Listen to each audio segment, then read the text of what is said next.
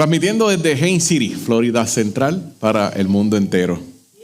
Esta congregación, Roca Eterna, dirigiéndola por los pastores Pecinas. Gracias a todos por estar aquí y por conectarse a través de los diferentes medios. Hacemos una oración para comenzar. Padre de Abraham, de Isaac y Jacob, te bendecimos a ti, Padre amado. Tú eres Kadosh, tú eres santo, tu nombre es Kadosh y no hay nadie que se pueda comparar a ti, mi Rey, el que habita en luz inaccesible. Te damos a ti todo el honor y todo el esplendor y te damos gracias. Gracias por permitirnos llegar hasta aquí. Gracias por esta gran oportunidad, mi Rey, que tú nos concedes en este tiempo para honrar tu nombre, mi Rey. Abba, todo lo colocamos a tus pies para que seas tú el que te manifiestes, para que seas tú, mi Rey amado, el que vaya dando entendimiento, mi Rey. Abba, gracias, mi Rey. Amén, amén. Parashá Vaigash. Vamos a la discusión de la Parashá Vaigash. Esta Parashá, una Parashá, yo digo, más de índole sentimental que lo que nosotros estamos viendo en esta historia de Yosef. Dos historias ya que hemos cubierto de Yosef. Estamos en la penúltima Parashá de Génesis, del Sefer Bereshit. Una más y terminamos Bereshit. Y hemos aprendido algo, ¿verdad? Algo diferente al año pasado. Ya esta es la segunda vez que tocamos Bereshit completo.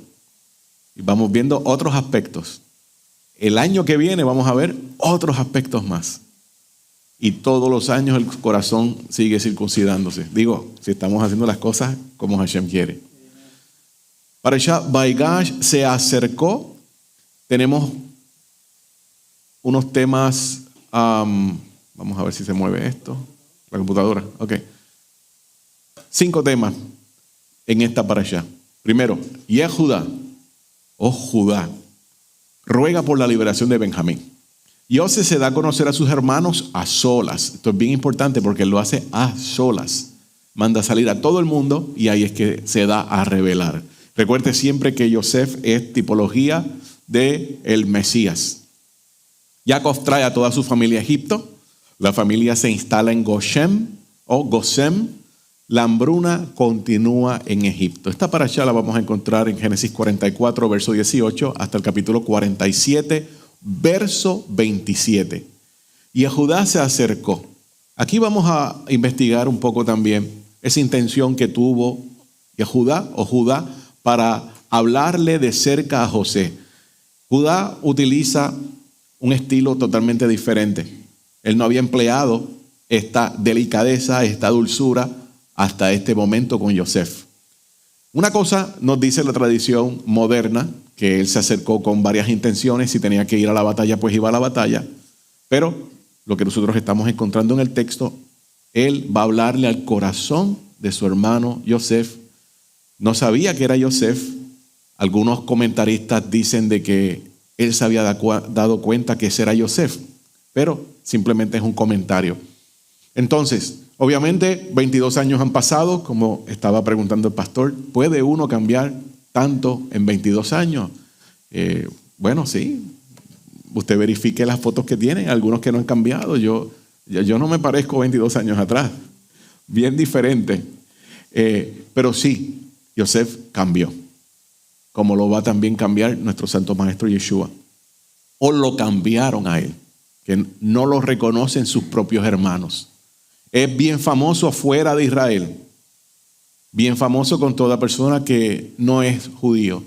Pero dentro del judío no lo ven como judío. Algún sector lo ve como hechicero, otro lo ven como simplemente un impostor. Todo esto estaba ya profetizado específicamente en esta historia. Yosef reconoce a sus hermanos. Ahora estoy haciendo una pequeña recapitulación de la parashá anterior, Miketz, y donde inicia esta. Yosef reconoce a sus hermanos, pero ellos a él no. Tantas preguntas que debe haberse formulado Yosef en ese momento cuando los vio. Como que se da cuenta de que no me están reconociendo. Yo sé quiénes son ellos, ellos a mí nada que ver. Así que comienza Yosef, digamos, a hacerse algunas preguntas. ¿Qué habrá pasado con mi padre? ¿Qué habrá pasado con mi hermano menor? Son unos 9 años de diferencia. Si Yosef tiene 39 aquí, Benjamín tiene pues 30. ¿Qué habrá pasado con él? Estos hermanos habrán seguido su misma línea, el egoísmo, la pelea entre uno y el otro. ¿Qué pasó con ellos? Todo esto pasándole de momento a la misma vez a Yosef. Y Yosef, sabio, aprendió cómo implementar la sabiduría, aprendió cómo esperar. Según nuestro santo maestro Yeshua también aprendió en el camino. Yosef aprendió, estando en la cárcel, a ser paciente, a esperar en el momento indicado del Todopoderoso y no cuando él quería salir. Porque recordamos que él le dice al copero, acuérdate de mí, menciónale allá al rey. Siguieron pasando los años, 12 años pasaron y Yosef allá. Pero en esos 12 años, todo lo que era la administración de la cárcel cambió. Porque todo lo que él tocaba, prosperaba. Hashem estaba con él. Todo el mundo se da cuenta que Hashem estaba con él. Sus hermanos guardaron un secreto que destruyó a su padre. 22 años sin decir nada. Hay un salmo de David que dice que mientras mi vida, y estoy parafraseando, se fue alejándose más del Eterno, mis huesos se consumieron. Ahora imagínense estos hermanos de Yosef que obviamente habían escuchado la Torá, las instrucciones del Todopoderoso por boca de su padre, guardando este secreto, haciendo cada día más el mal. Todos ellos fueron deteriorándose poco a poco. Yosef no sabe nada de su hermano, de lo que su hermano le habían contado a su papá 22 años atrás. Él no sabe nada. Él no sabe que ellos le vendieron una historia de que un animal, o le enseñaron, ¿verdad?, todo manchado de sangre. Jacob fue el que dijo, un animal lo mató. Yosef está ajeno de esa historia, pero Yosef se va a enterar en ese momento, en esta historia que estamos leyendo, qué fue lo que ocurrió. Entonces, ¿qué más pensaría Yosef? Quizás pensó que a su hermano Benjamín le hicieron lo mismo que a él. Porque recuerde que estaba el problema de los hijos de Lea con Rachel. Ahora solamente quedaba uno de Rachel. ¿Qué pasó? Este puede ser el motivo por el cual Yosef le dice a sus hermanos, tráiganme a su hermano menor, para saber si realmente está vivo y no corrió la misma suerte que le pasó a él. Yehudá estaba haciendo ahora un tikum. Comienza Yehudá a acercarse, comienza Yehudá a tratar de convencer a este hombre, y Yehudá va a hacer algo sumamente importante. Él se va a poner en la posición de Benjamín. Y este va a ser el primer inicio que Yosef va a saber que su hermano ya no es el mismo Judá que dijo, vamos a vender a nuestro hermano. No, aquí Judá está cambiando. Aquí un hijo de Lea está yéndose a favor del hijo de Rachel. Yehudá tiene un rol de encargado, y aquí es que lo vamos a ver. Aquí no va a ser Rubén, que da un consejo que uno se queda en shock. ¿Cómo es posible que Rubén le dice a su papá, si no te devuelvo a Benjamín, mata a mis 2 hijos? ¿Qué mente? Y va a ser Yehudá que le dice a su papá, no, déjalo a mi cargo, yo voy a hacer la garantía. Y aquí en esta historia resalta esa figura de Judá capitaneando a todos sus hermanos. Judá comienza ese tikum. Tikum es el término que se utiliza para la reparación, la rectificación. Judá es el que está ahí al frente. Interesante porque Judá, hijo de Lea, es el que va a hacer este tikum que su mamá no hizo. Esa rectificación que le tocaba a su mamá, que no hizo, la está haciendo este hijo, Judá, por Raquel. La misma Raquel que él sabe que todavía su papá la ve como que esa era mi esposa. Porque cuando ellos van con la idea donde Jacob y le dice, hay que llevar a Benjamín allá, él le dice, mi esposa me dio 2 hijos. ¿Qué habrá pensado él? ¿Y qué pasó con mi madre, con Lea? Porque Jacob se dirige como mi esposa, como si fuera la única. La única que importaba para Jacob. Me dio 2 hijos. Y los demás, Pero ahí estamos también viendo cómo el corazón de ellos va cambiando, porque ya no estaban a la defensiva, ya no estaban con el complejo, ya no estaban con el que no me quieren. Ya es diferente. Ya Judá ha agarrado golpe tras golpe tras golpe. Y ahora está dispuesto a ponerse en la posición de un hijo de Rachel. En Bereshit 44, 18, comienza Judá a decirle al oído, porque el mismo texto dice que él se acercó para hablarle al oído. Él tenía traductor.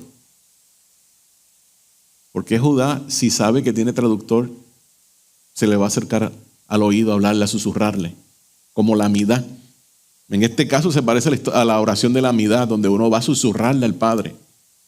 De aquí es que algunos sabios comentan de que Judá se había dado cuenta quién era él. Pero esto es un comentario, esto no hay nada más para poder indagar. Sefanás Paneas comienza a escucharlo.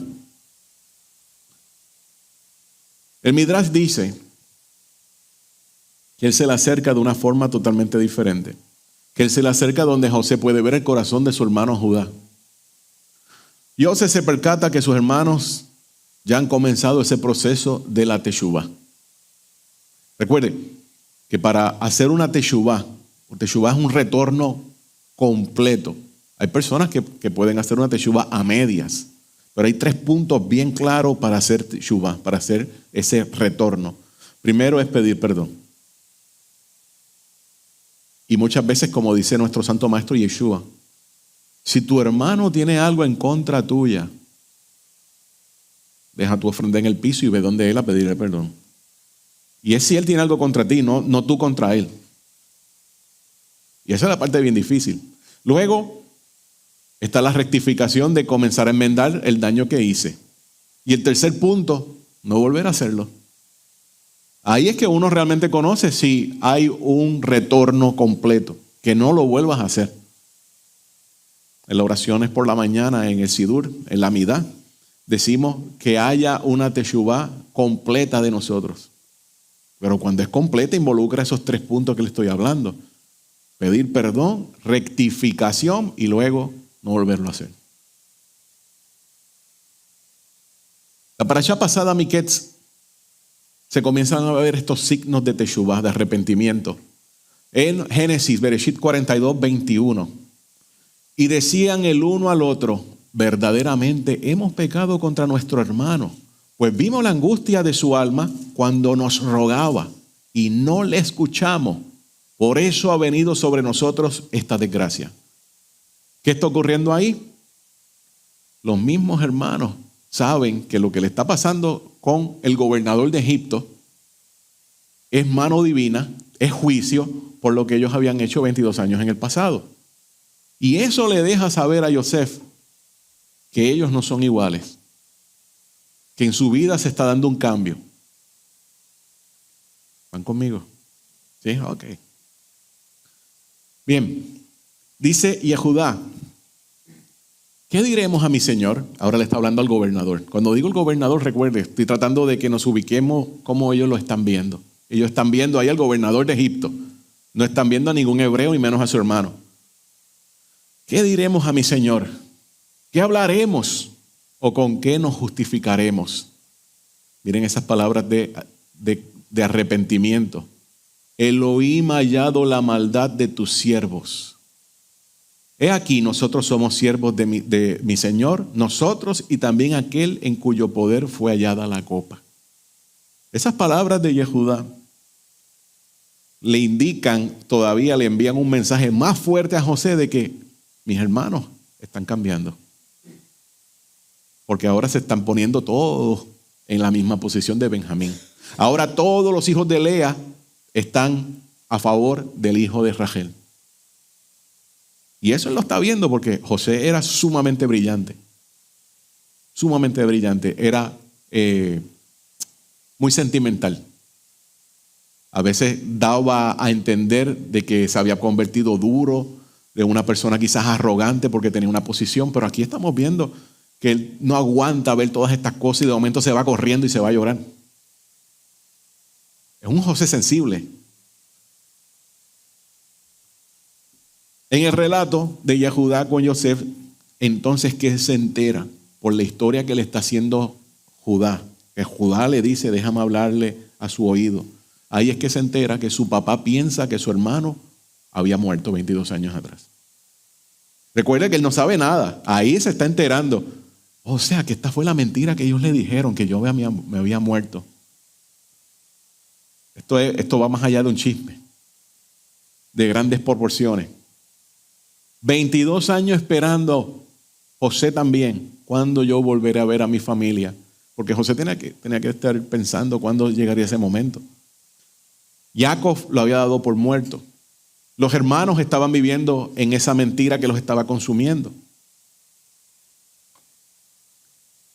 Primero, los hermanos tenían que realizar 2 teshuvá completas. Primero por el sufrimiento de su papá y luego por el sufrimiento de Yosef. Y fue las palabras que yo le leí. Cuando los hermanos están lamentándose, él nos suplicaba y nosotros empecinados en hacer lo que queríamos hacer. De matarlo, de luego a venderlo. Pero Yehudá, que habló con el corazón, que estamos viendo el líder que realmente Hashem espera de Yehudá, de ese que alaba a Hashem, estaba viviendo por lo que dice su nombre. Yosef confirmó que el líder de sus hermanos había cambiado. No había envidia, no había rencor, fue transparente y le importaba a su papá. Porque él le dice, ¿cómo yo voy a ver a mi padre ahora más en sufrimiento? O sea, tenemos un Yehudá que se parece mucho a la posición que tiene José, pensando en qué va a pasar con su papá. Jacob está bien anciano, sumamente anciano. Yo creo que ya estaba por los 130 y pico de años. En la próxima historia lo vamos a ver, la próxima para allá. Pero los dos están pensando en el bienestar de su papá y no en el bienestar propio. Y ahí es donde uno comienza a ver un verdadero líder de Todopoderoso. Cuando la persona se enfoca a hacer la voluntad de Hashem y no buscar el beneficio propio personal. Y eso es difícil. Eso es difícil porque nosotros nos encontramos en un mundo totalmente egocéntrico, materialista, que lo que te está promoviendo 24/7 es el bienestar tuyo personal y el placer. Eso es lo que vende este mundo. Versus la persona que dice, no, yo voy a hacer lo que Hashem me envió. Y esto tiene muchas implicaciones. Yo voy a hacer lo que Hashem me envió, posiblemente signifique voy a tener que adaptarme a lo que Hashem quiere para mí. No lo que yo quiero, lo que Hashem quiere para mí. Voy a tener que poner a un lado mis metas personales, porque voy a vivir por lo que Hashem quiere. Y todo eso comienza a chocar con el sistema. Totalmente. Y es probable que la persona llegue a su cumplimiento de su misión y Hashem se lo lleve. Y luego, en el tiempo por venir, entonces lo premie por cómo fue en este plano. Y eso hay muchas personas que quizás les resulte bien difícil. Todavía a mí me resulta duro de tragar. Porque uno, como toda persona, pues quisiera. Pero cuando Hashem dice, no, es así. Okay, vamos a ser obedientes. Y aquí estamos viendo a Judá. Judá que tenía familia. Porque aunque él era viudo, él tenía hijos. Judá tenía que estar ahí ya como en los 46, 47 años aproximadamente de edad. Que para ese tiempo era mayor. Las personas en esos tiempos no vivían mucho. Por eso es que el faraón le va a preguntar en la siguiente historia a su papá Jacob, ¿y cuántos años tú tienes? Porque en Egipto eso no es normal. Y Jacob comienza entonces, esa es otra historia, porque los números también encierran otra historia aparte. Pero aquí se da cuenta uno, tanto el que está leyendo como José, como sus otros hermanos, que nunca se menciona nada más ahora de ellos. Todos se quedaron calladitos, guardando silencio, alineándose detrás de Judá. Judá, el líder. La actitud diferente de los hermanos de Yosef. Los hermanos sabían que Benjamín era el hijo de la esposa favorita de su padre, mas todos estuvieron dispuestos a quedarse como esclavos. Luego Judá se ofrece para quedarse como siervo del gobernador. O sea, Judá dijo, no voy a regresar a Canaán. No voy a ver a mis hijos seguir creciendo y los nietos que yo voy a tener por ellos tampoco los voy a volver a ver. No voy a volver a ver a mi papá. No voy a volver a saber nada de la tierra de Canaán. Volverá a Benjamín. Después que Benjamín se vaya para allá, yo me quedo aquí como esclavo. Como esclavo, quizá, no sé, en la cárcel, el plan que tuviera el gobernador en ese momento, según la mente de Judá. Así que estuvo dispuesto a cambiar su libertad totalmente, su estilo de vida, por su hermano Benjamín. Y eso es una historia que nos sirve a nosotros para reflexionar. ¿Cuántos estaremos dispuestos nosotros a sacrificarnos todos nosotros, toda nuestra vida, porque nuestro hermano menor siga libre, siga con su padre? Así que esta forma de actuar de Judá nos habla a nosotros hoy en día, pero también le habla a José. Y ya ustedes saben por qué José estaba, yo me lo imagino, loco porque todo el mundo se fuera de la sala y lo dejaran aparte. Es interesante porque delante de todos los gobernantes, los administradores, los miembros de la corte, él tenía un nombre. Con sus hermanos, él trata diferente. Y eso mismo nosotros vamos a verlo cuando venga Mashiach. Con todas las naciones tendrá un trato. Cuando digo con todas las naciones es que lo han conocido con su otro nombre. Pero con sus hermanos va a ser diferente.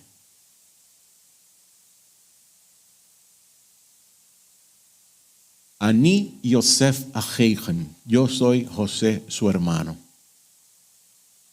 Esto de la garantía, primeramente, que aparece Génesis 43:9. La palabra hebrea para colateral en este verso es herdeno. Y la palabra significa ser el garante, ser la garantía o el intercambio.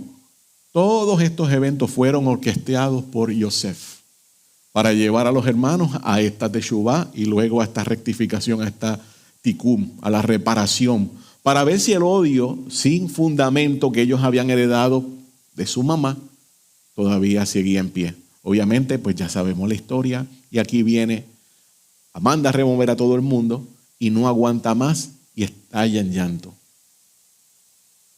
Yo me imagino que todos los que estaban allí de sus hermanos no sabían ni qué decir.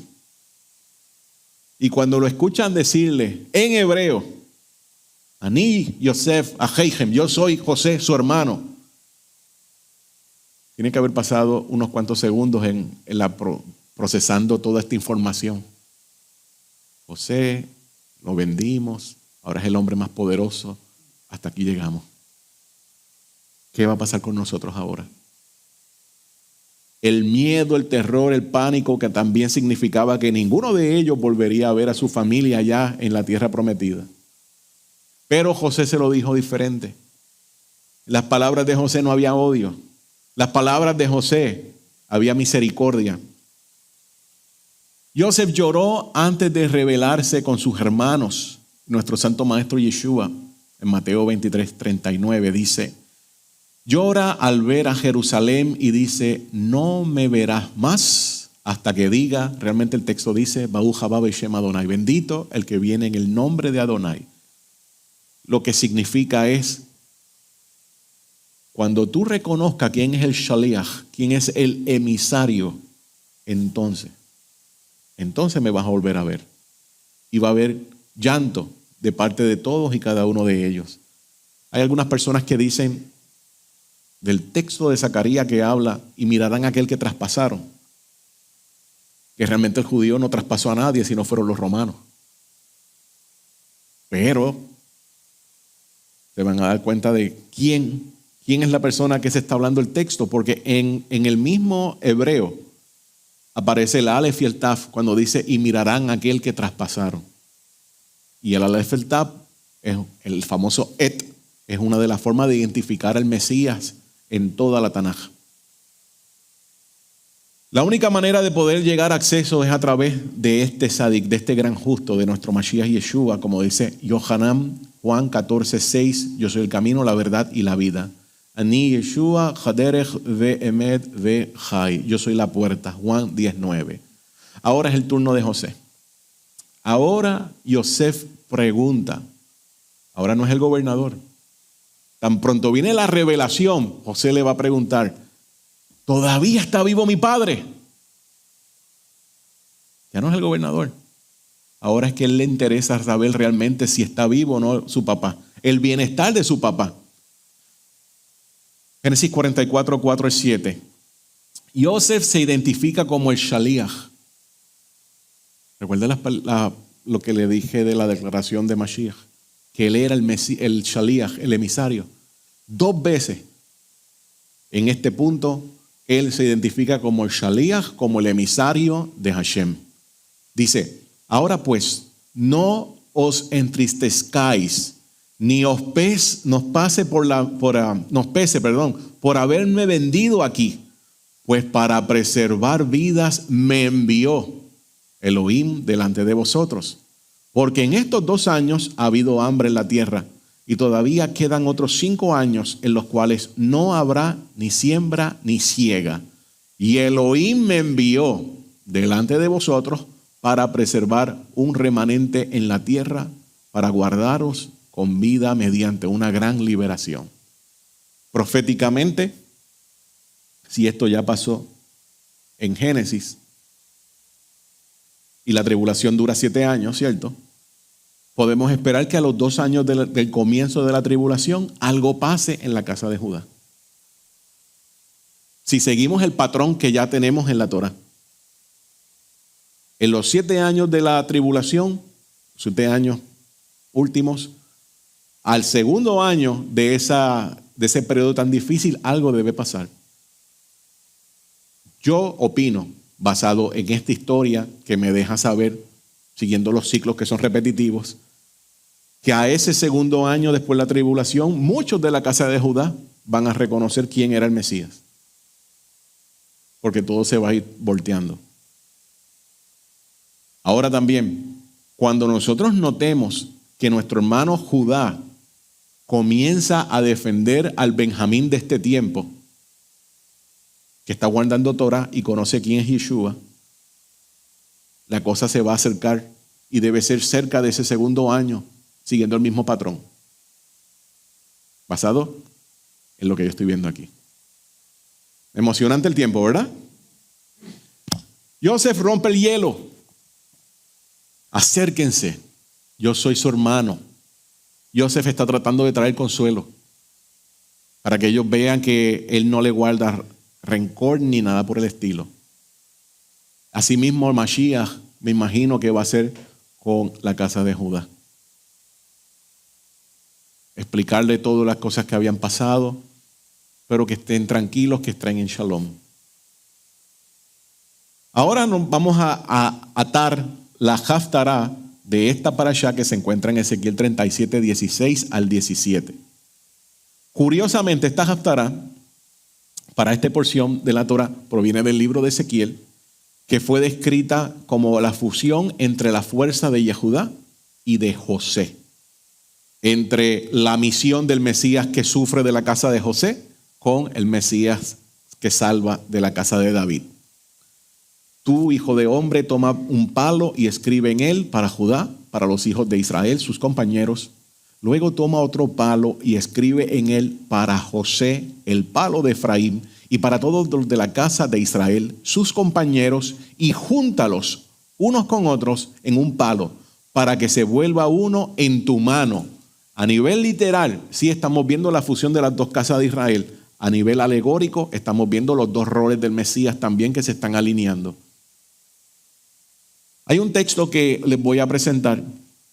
Es un texto del judaísmo ortodoxo, tradicional, acerca de el Mesías que sufre, y es también acerca de cómo aparece la garantía aquí entre Judá y ahora Benjamín. El texto se llama Kol Hator, la voz de la Torah, de la paloma, perdón, escrito por el rabí Hillel Shlokover.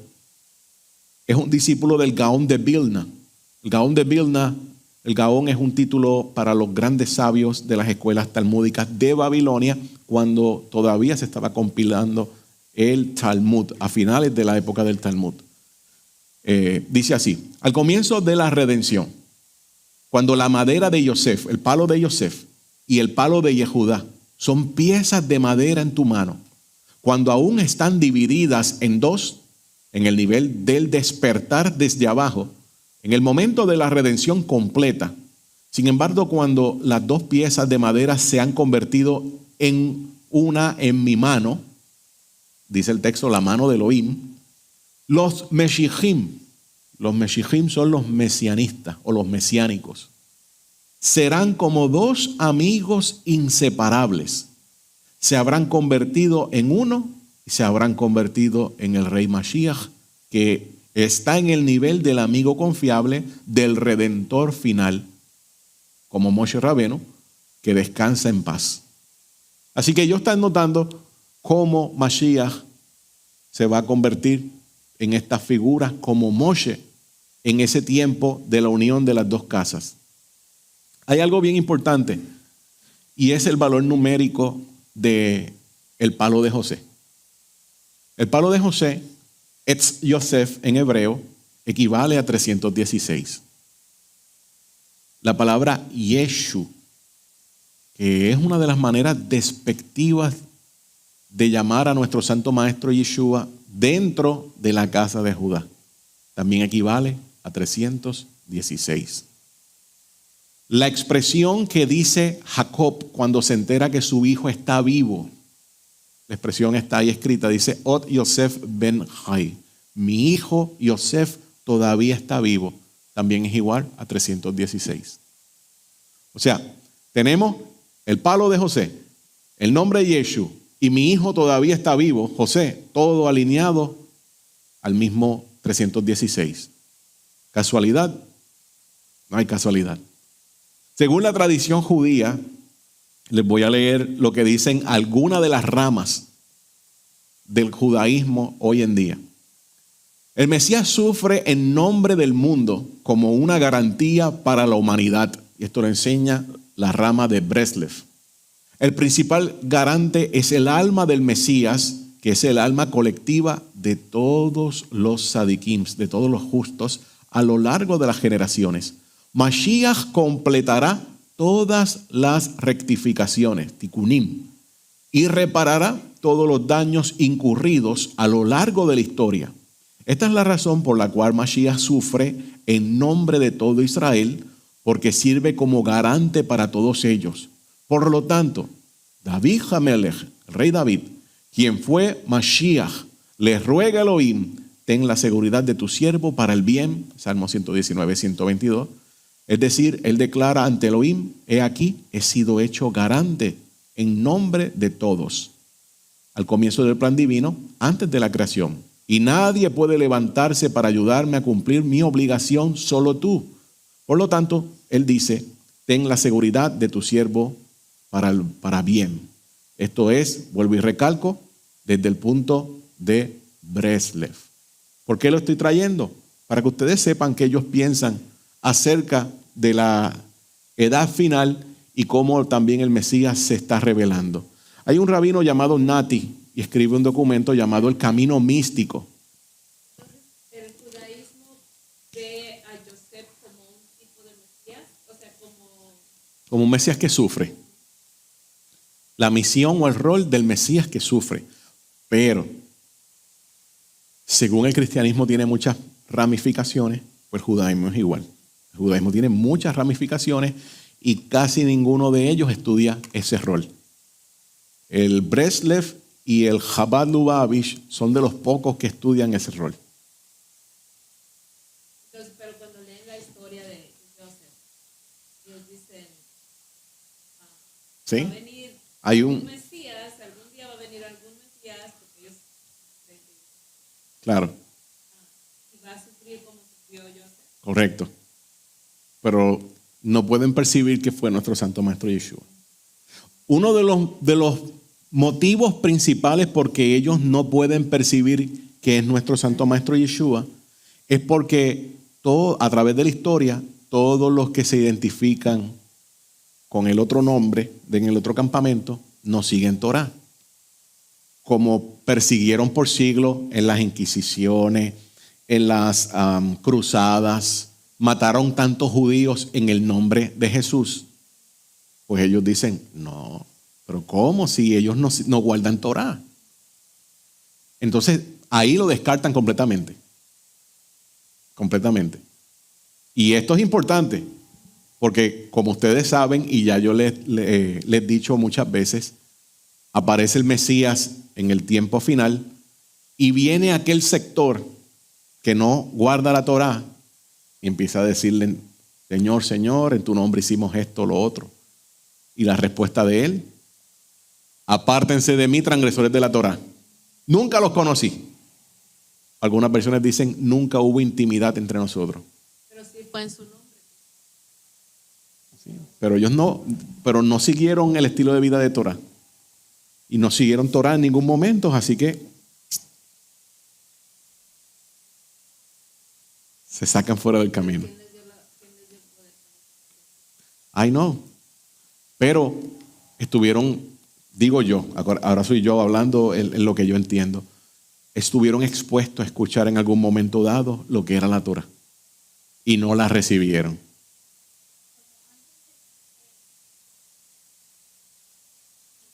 Micrófono, hermana.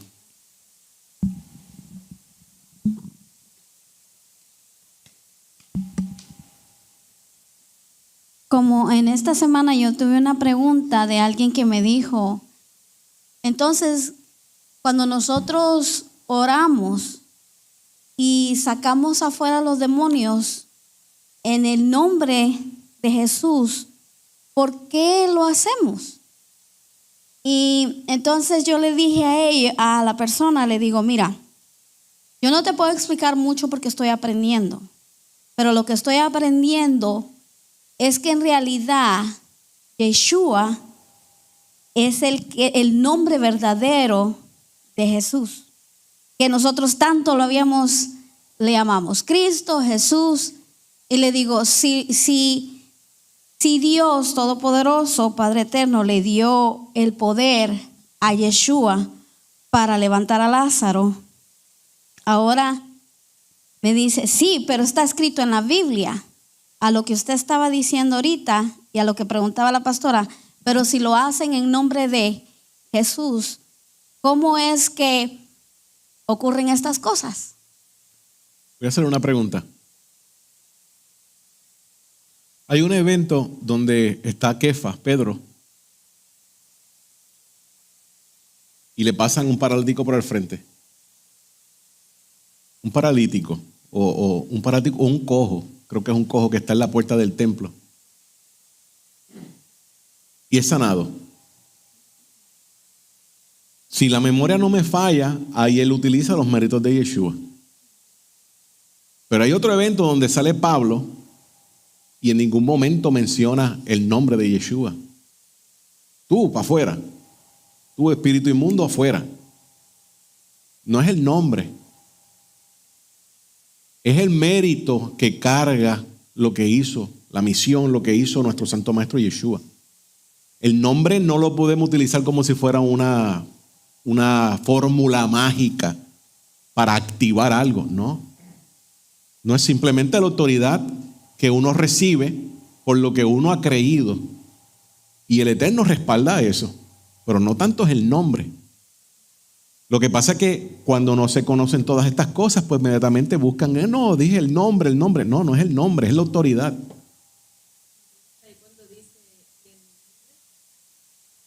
Es la autoridad. Es la autoridad. Exactamente. ¿Quién le está dando la autoridad? Y obviamente pues el Eterno respalda eso y va a actuar.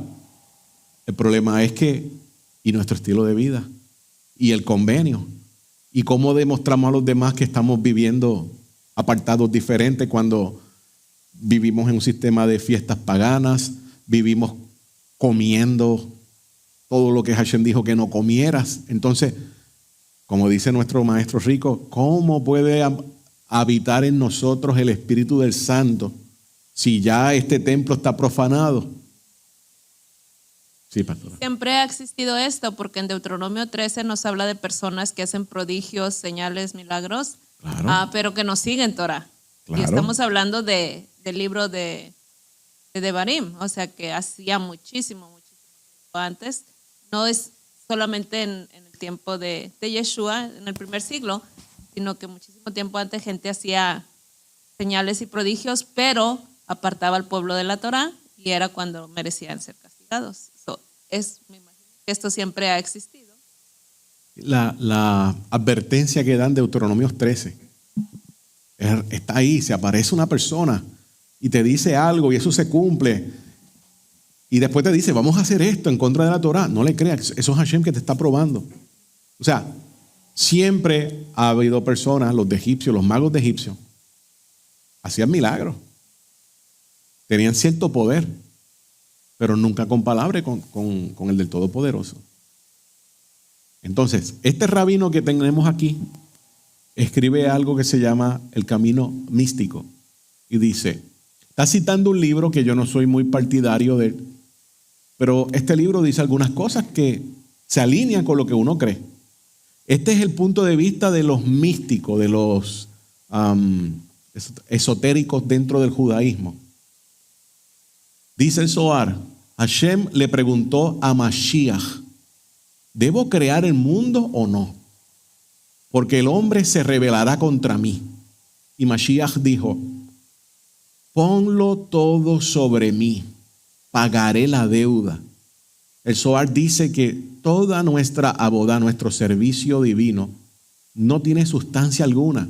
Así que esta neshama, esta alma de Mashiach, exactamente la misma que Moshe Rabenu, que Rashbi, ahora está citando a otros rabinos de diferentes tiempos, al Baal Shem Tov y a Rabenu Nachman, dice que asumirá la responsabilidad al ver los días antes de Mashiach y los malachim, los ángeles preguntan, ¿quién pagará el Jov, la deuda? Ma'ayeh, ¿quién será? Mashiach se puso de pie y dijo, lo haré, soy el garante. Eso es lo que están pensando el sector de los místicos acerca de la posición del Mesías. Pero ese Mesías que aparece ahí es Mesías Ben Yosef, el que sufre. Entonces, según un rabino se llamaba Ben Ish Chai, y el rabino Yosef Haim de Bagdad, estos allá en Irak, escriben, el Mesías es el garante de Israel. Ha sufrido sufrimiento para expiar los pecados de Israel, para acortar el exilio. Aparece en un documento que se llama Yalkut Shimoni 499. El Midrash nos habla del gran sufrimiento que el Mesías toma sobre sí mismo. Esto es importante, porque hoy en día el judaísmo dice que Isaías 53 no es acerca del Mesías, que eso es de Israel como nación, y tiene que ver tanto del Mesías como de Israel. Pero miren lo que dice este Midrash Tehilim. El rabí Leví enseñó en nombre del rabí Idi. El sufrimiento se divide en tres partes. Una, los patriarcas y todas las generaciones de hombres tomaron.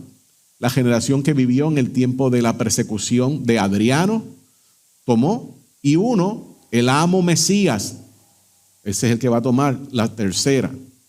Los comentarios de Ben Ish Chai sobre Sanedrín 93b. Sanedrín es un tratado del Talmud 93b donde se encuentra exactamente.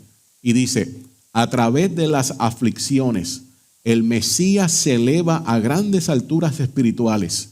Además, sus aflicciones son expensas de Israel para que puedan continuar viviendo y realizando misbot, mandamientos, ya que sin él, el Mesías, estos mandamientos no se hubieran hecho. Él es un socio de los mandamientos de Israel. Así, porque lo cargó con aflicciones como piedra de molino, también lo cargó con mandamientos. Eso fue Ben Ish Chai, Días de la Paz. Para ellos el Mesías tiene que estar judaísmo, el Mesías tiene que estar totalmente alineado con la Torá. Sí, No como lo presentamos o lo presentábamos anteriormente o lo presentan hoy en día correctamente. el cristianismo. Yo he escuchado a muchos, pero a muchos judíos Torah observantes, que dicen, cuando el cristianismo guarde la Torah, entonces vamos a prestarle caso a quién es el Mesías.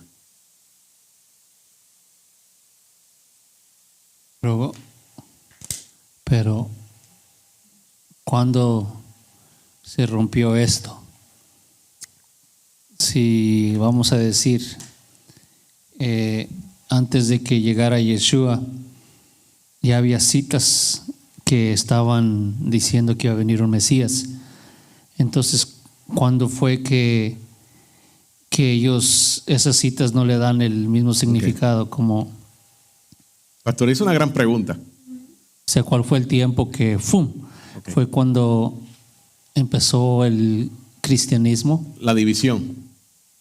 Bueno, nosotros podemos verificar que por lo menos en el siglo segundo de esta era, ya para el año 135, que van a ser las últimas guerras judías contra Roma, cuando el general Bar Kokhba, que había sido declarado como el Mesías por un rabino muy famoso en aquella época, él convoca a todas las facciones judías, a todas, incluyendo a los del camino, los nazarenos. Pero eso es para que vayan a un combate contra Roma. Y los nazarenos le dicen que no van a ir a pelear tras él, porque ellos saben quién es el Mesías y él no es el Mesías. Automáticamente ahí se desligan y comienzan a señalar a todos aquellos nazarenos como que eran herejes, como que eran traidores. Cuando aplastan entonces a Bar Kokhba porque muere, hay un decreto del emperador Adriano. Se le prohíbe la entrada a los judíos a lo que es Jerusalén y toda esa área de Israel antiguo. Al tiempo las aguas bajan y se le concede un camino libre hasta Yafne, que es allí mismo en Israel. Allí se reúnen y comienza un concilio en Yafne, y allí es que comienzan a reformar todos los planteamientos mesiánicos del Mesías que sufre. Y nace oficialmente el judaísmo, porque hasta ese momento era fariseísmo. Ahí le cambian el nombre a judaísmo, y todo lo que huele a Yeshua y a sus seguidores empiezan a cambiarle la interpretación. Segundo siglo. Eso es después del 135. ¿Ya no existía el Sanedrín o todavía estaba el Sanedrín? Todavía estaba el Sanedrín, aunque había sido destruido el templo, pero había un Sanedrín, y este Sanedrín también se va a estar reuniendo en Yafne. ¿Y ellos aprueban los cambios o no tenían que aprobar los cambios que hacen en Buena esta pregunta, reunión? no sabría decirle. No sabría decirlo. No, esas fueron las guerras, las últimas guerras ya que hubieron contra Roma. Estamos hablando que eso fue después del año 135 que comienzan a reformar todo, pero está en el marco de ese segundo siglo. Ya entonces, cuando llega el tercer siglo, se van a estar reuniendo por última vez, ahora es el Sanedrín, en el año 358. Y ahí es donde van a estar aprobando el último almanaque que se sigue al día de hoy, y ya el cristianismo estaba naciendo en ese tiempo. Entonces, el cambio drástico pues se lo da Roma. Con Constantino y el concilio de Nicea. Entonces todo se fue formando poco a poco. Poco a poco. No fue Constantino el que hizo el cambio, todo se fue. Él hizo un gran cambio en lo que es Roma, pero dentro del judaísmo es a partir de ese tiempo, a partir de esas últimas guerras después del 135, que ellos comienzan a modificar. Y casi 2000 años después, enos aquí. No se parecen muchas de las cosas. Entonces nosotros, pues, buscando ahora la manera de volver a cómo era en aquel momento. Yeah. Pero, vuelvo a decirlo, en el primer siglo no había cristianismo. Eso viene más tarde.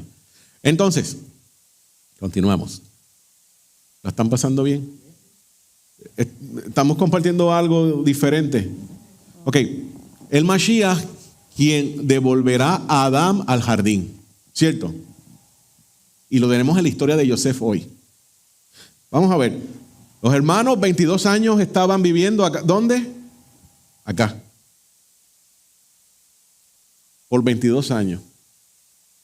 La mentira, el engaño a su papá, el sufrimiento a su hermano, todo esto hacía que ellos estuvieran acá afuera. Pero cuando comienza la Teshuvá y el Tikkun, vienen a ser una nueva criatura aquí y comienzan a caminar en orden.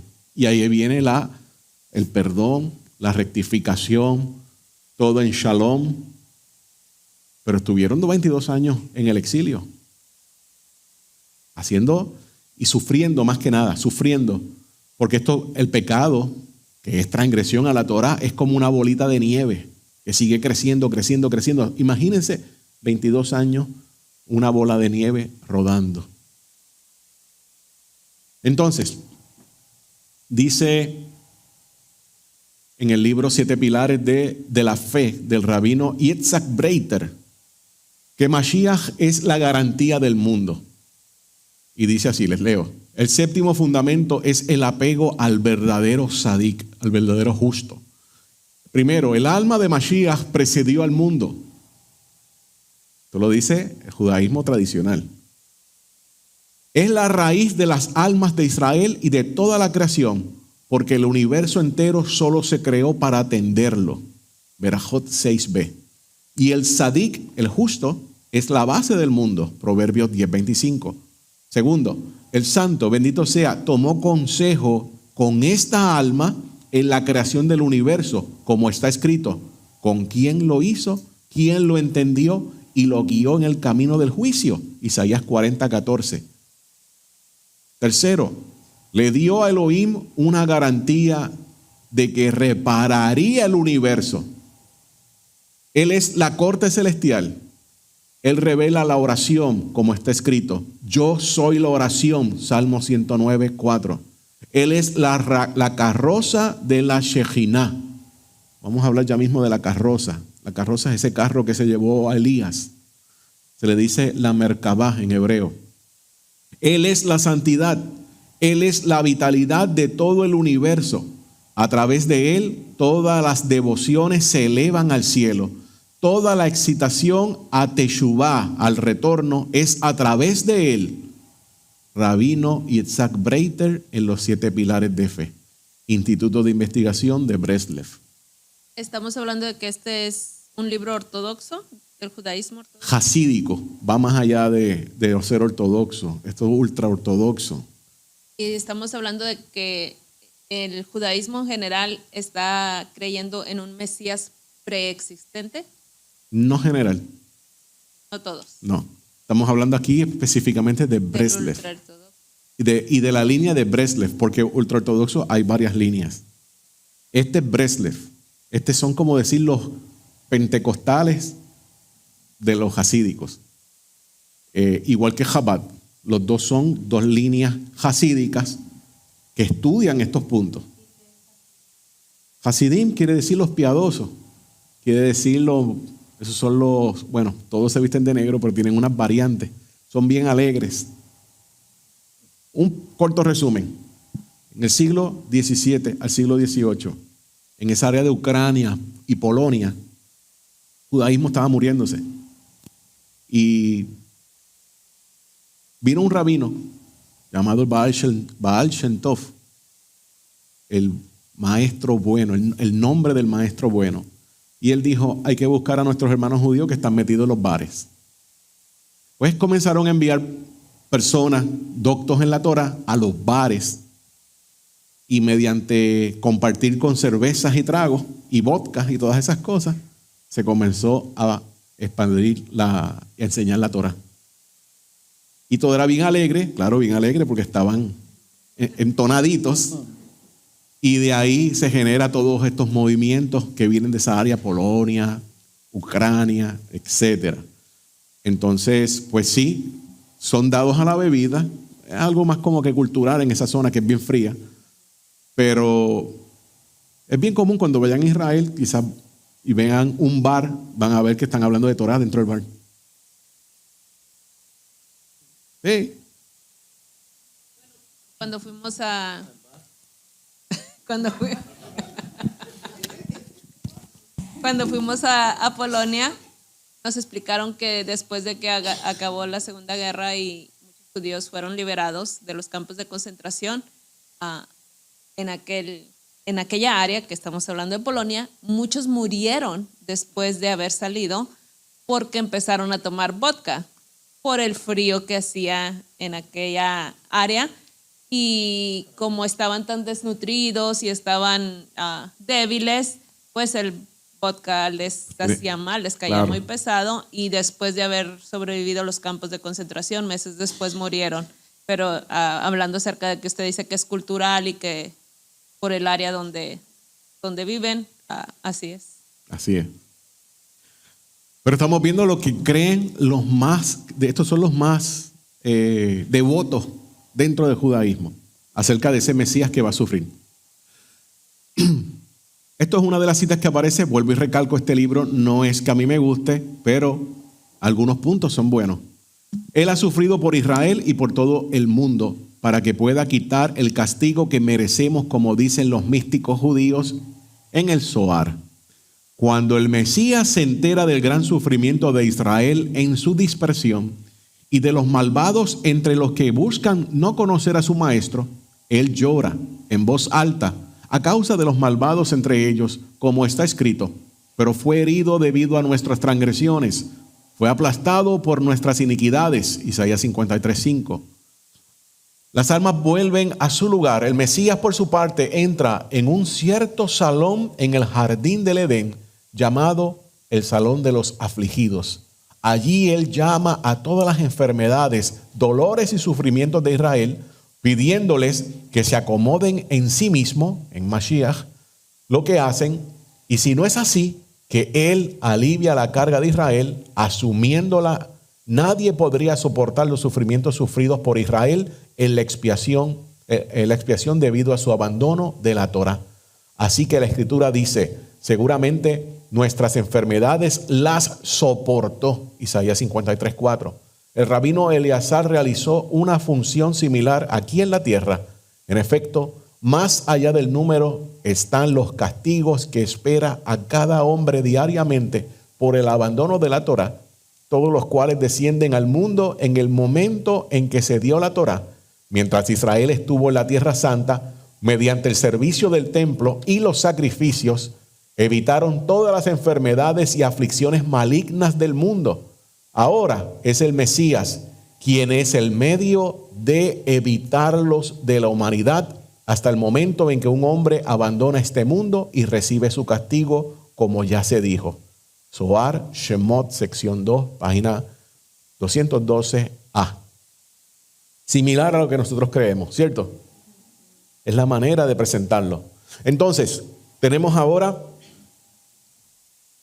que va el encuentro de José con su papá Jacob. Y aquí tengo que citar a un mashal, a la parábola del hijo pródigo que aparece en Lucas, Gilel 15:20.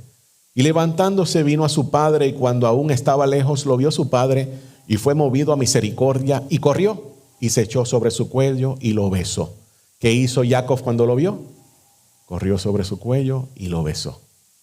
Y es interesante, porque ese hijo pródigo básicamente le dijo a su papá: muérete y dame mi dinero, dame la herencia. Eso es desearle la muerte, porque la herencia en Israel en aquel tiempo se repartía al año de la muerte del papá. Le está diciendo que se muera, le está diciendo la muerte. Y obviamente eso trae vergüenza para toda la familia donde él vive y todo el vecindario. Y una de las cosas que nosotros aprendimos con nuestro maestro Rico es por qué el papá sale corriendo y se le tira encima el hijo. Uno lo ve como que, wow, lo perdonó. Pero realmente lo que estaba haciendo era salvándolo de que un vecino no lo fuera a ver, y el vecino tenía el derecho de levantarse e ir a matarlo, porque le había causado vergüenza esa casa, esa familia. Y el papá va a protegerlo a él por si acaso viene algún vecino y quien se quiere hacerle algo, pues no. Aquí estoy yo y aquí lo protejo. Transcurrieron 22 años para encontrarse. Antes de decirle eso, vamos a ver si yo lo pongo aquí o no.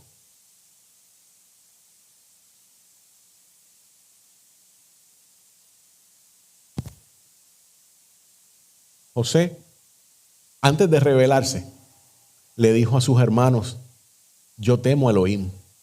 Y lo dice así mismo en hebreo, yo temo a Elohim. Ellos estuvieron 3 días presos. Eso fue antes de que los enviaran a buscar a Benjamín. La parashá pasada al final. Están 3 días, los libera y le dice, yo temo a Elohim. Hagan esto y vivirán. ¿Se acuerdan de esa historia? Si la leyeron la semana pasada. 3 días estando en prisión, en el pensamiento hebreo, equivale a la muerte. Y en el pensamiento hebreo, después de los 3 días, el alma se va. Y aquí tenemos a Joseph diciéndole, hagan esto y vivirán. Esas mismas palabras las repite nuestro santo maestro Yeshua, cuando pregunta cuál es el mayor de los mandamientos, y le responden, Shema Israel, amarás a tu prójimo, etcétera, etcétera, etcétera. Y él le dice, muy bien, han contestado bien, ahora hagan esto y vivirán. Básicamente le estaba diciendo, ustedes también están muertos. 22 años pasaron. Jacob estuvo más de 20 años fuera de la tierra prometida, sin ver a su papá. Ahora Yosef está 22 años sin ver a su papá. Y viceversa, porque Jacob no lo había visto. Jacob fue a engañar a su papá, a Yitzhak, el asunto de la primogenitura. Después sus hijos lo engañaron por 22 años. Medida por medida. Hashem, el cielo no se queda con nada de nadie. Tienes que pagar aquí lo que se hizo. O tenemos que pagar aquí lo que hicimos. Porque no piensen de que, sí, Hashem me perdonó. Sí, Hashem perdonó a uno. Pero ya lo que uno hizo tiene la consecuencia.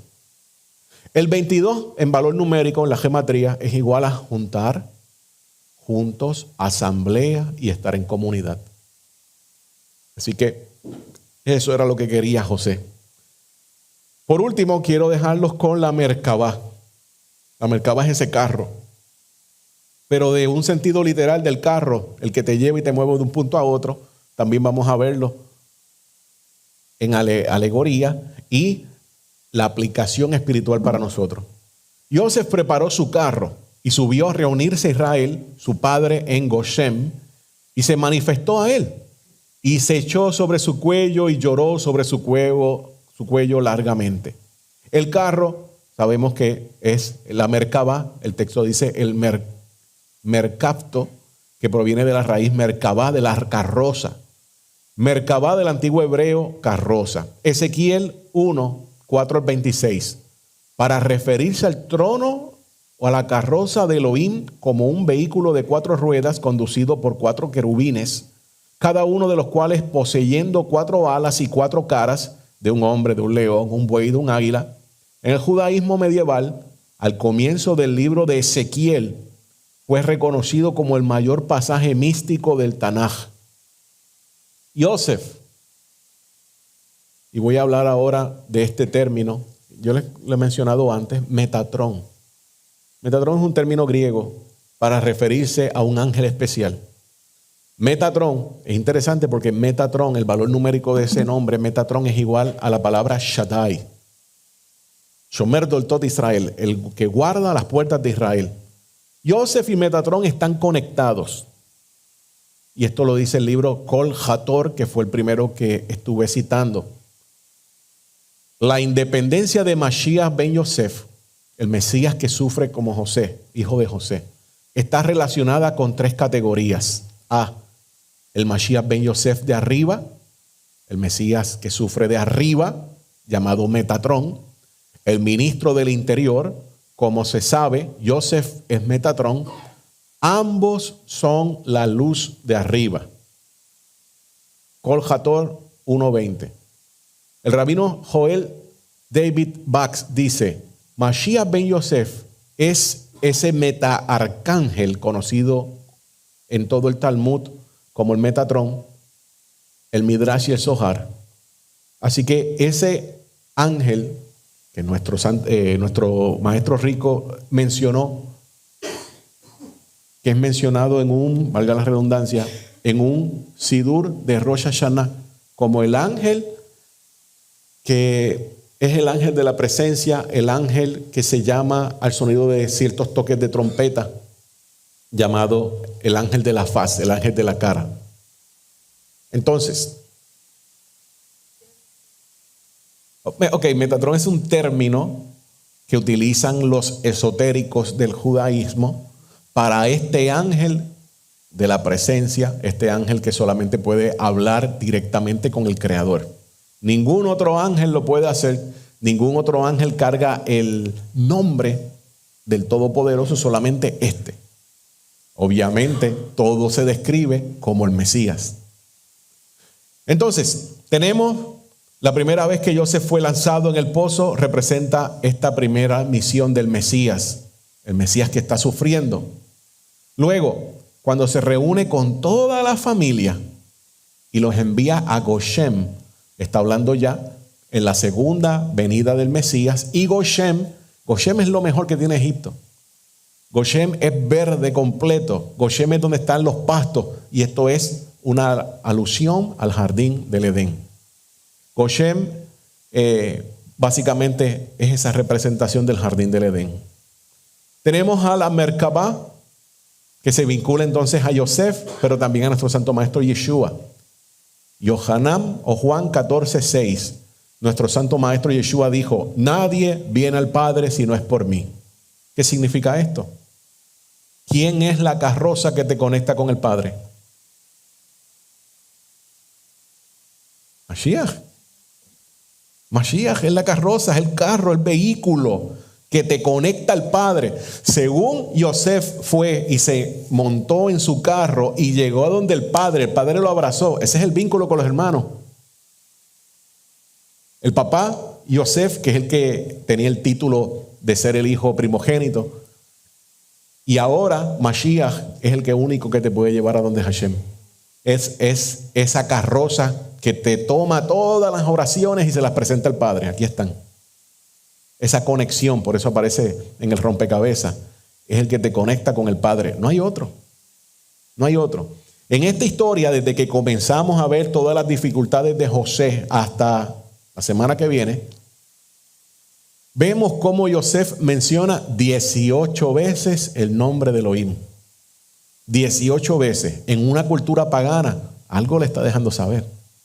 Hay un midrash que dice que cuando el pueblo ya no tenía nada que darle porque había vendido todo, le fue a pedir pan a Yosef y Yosef le dijo, yo le voy a dar pan si se circuncidan. ¿Qué implica eso? Para circuncidarte necesitas una conversión. Y estamos viendo cómo en esa historia del midrash, Yosef es proselitista y le está diciendo a los paganos, entren en convenio conmigo o con la deidad que yo les sirvo y entonces vamos a hablar. Muy diferente al pensamiento de este tiempo, que el judaísmo ya no es proselitista, mas sin embargo el midrash mismo te dice, no, él quería que todo el mundo aprendiera quién era el único Elohim verdadero y se convirtieran. 18 es igual, las 18 veces que él habla del nombre de Hashem, del nombre del Eterno, es igual a Jai. Jai es esas dos letras que ustedes ven. Una, la pequeñita, la Yod, vale 10, la otra vale 8 y es igual a la vida. Así que 18 veces en la historia de José, hablando del nombre de Elohim, equivale que él estaba hablando de la vida. Ese fue un buen momento para decir aleluya. Aleluya. Entonces, en sus resumidas cuentas, tenemos a la carroza, a la Merkabah, que es nuestro santo maestro Yeshua. Esa es la garantía. Ese es el que nos haga, por nosotros haber creído que fue él al que Hashem lo levantó entre los muertos. es que a nosotros se nos ha dado esa promesa de la vida eterna. Es que nosotros ahora, caminando en orden en la Torá, es que podemos permanecer en orden, en convenio. Por esto sabemos que amamos al Todopoderoso. Dice Yohanan, ¿verdad? Porque guardamos sus mandamientos y sus mandamientos no son difíciles. ¿De qué? No son difíciles, pero tenemos que tomar decisiones nosotros. Yo recuerdo que cuando yo tomé la decisión, yo quería guardar el Shabbat. Y llevaba 2 años estudiando Torah y mi trabajo no me permitía guardar el Shabbat. Hasta que entonces me tuve que ir por el lado legal y sabía que me iban a perseguir y me persiguieron por 8 años. Pero yo quería hacer lo que Hashem dice en la Torah. Por medio de asesoría legal, con abogados.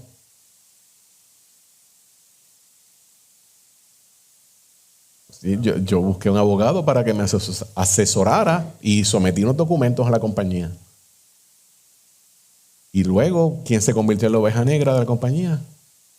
Yo. Por 8 años.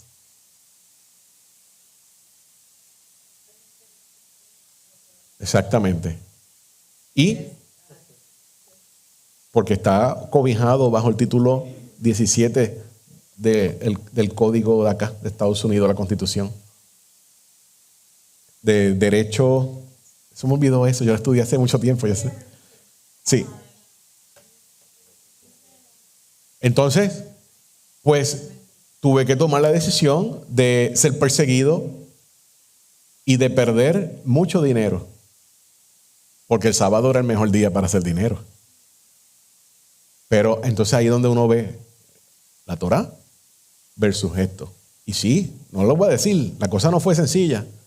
Nada de sencilla para mí. Por años y años y años, pero Hashem siempre estaba ahí aguantando. Siempre me estaba sosteniendo. Entonces, si amamos al Eterno, eso nos va a llevar a tomar una decisión. Porque amamos al Eterno. Estamos en un convenio. Y esto no es juego. Esto es o lo hacemos o lo hacemos. Porque si no, se aplica. El que dice que me ama y no guarda mis mandamientos, ¿qué dice? El tal es un mentiroso. Entonces somos probados. Hay decisiones que tenemos que tomar. Y cuando uno es el padre de la familia, la decisión va a afectar y va a arrastrar a toda la familia. No era a mí solamente. Así que, hermanos, cuando estamos seguros de lo que hemos creído, vamos a todas y al final Hashem nos sostiene, nos respalda y siempre nos da la salida. All right. ¿Dudas o preguntas? ¿Tiene algo que ver la Merkabah con la carroza de Elías? Sí, así se le llama la Merkabah. Lo que se llevó a Elías fue esa carroza.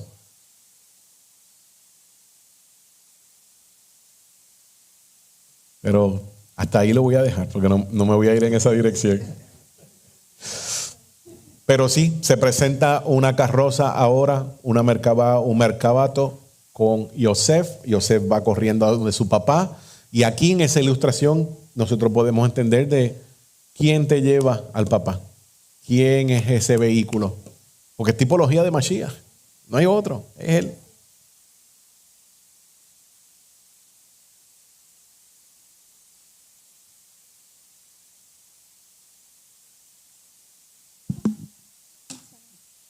Bueno, yo creo que se entendió bastante claro. Esta ha sido una de las parashá en este último año que a mí en lo personal me estremecía al ver cómo estaba Yosef pensando, cómo lo que mismo sale en el texto, cómo te deja saber que Yosef probaba el corazón y él mismo no se podía contener. Cuando él mismo comprobaba que sus hermanos que habían cambiado, se tenía que ir a llorar. Y nos habla de esa parte de ser sensible. Gracias al Eterno que no murió Jacob, si no los dejan en la prisión para siempre. Baruch Hashem, Baruch Hashem. El Eterno lo guardó para que viera todas estas cosas. ¿Cuánto estuvo en Egipto después? ¿17 años o cuánto Jacob. No recuerdo. Lo dice Parece que fueron 17. Lo dice porque cuando él va a morir dice cuántos años tenía y cuántos años llegó a Egipto. Lo dice, pero no recuerdo. Yo sé que se cree que aproximadamente estuvieron después de eso esclavizados unos 210 años. Esclavizados. O sea, no fueron los 400. Los 410 o 420, porque no se ponen de acuerdo, es desde que se le dice a Abraham, tu descendencia va a ser esclavo en una tierra extraña. Desde ese momento Empieza a contar. comienza el conteo. Sí. Bueno, familia, hasta aquí ha sido mi parte de esta discusión. Lo demás, pues lo vamos a seguir este próximo Shabbat con el favor del Eterno, a cargo de nuestro Maestro Rico. Gracias a todos y cada uno de los que se conectaron. Como siempre, si ha sido de bendición y usted quiere dar alguna ofrenda, una sedacá, lo puede hacer a través de PayPal, lo puede hacer si está en Estados Unidos a través de Zelle, Roca Eterna HC y por Cash App. Una persona pregunta, Shalom hermanos, ¿ustedes tienen algún grupo donde comuniquen sus actividades? Me gustaría poder estar con ustedes. Puede ir a Facebook, Roca Eterna HC, ahí nos puede encontrar, hermano. Y a toda la gente que se conectó, gracias. Saludos para todos.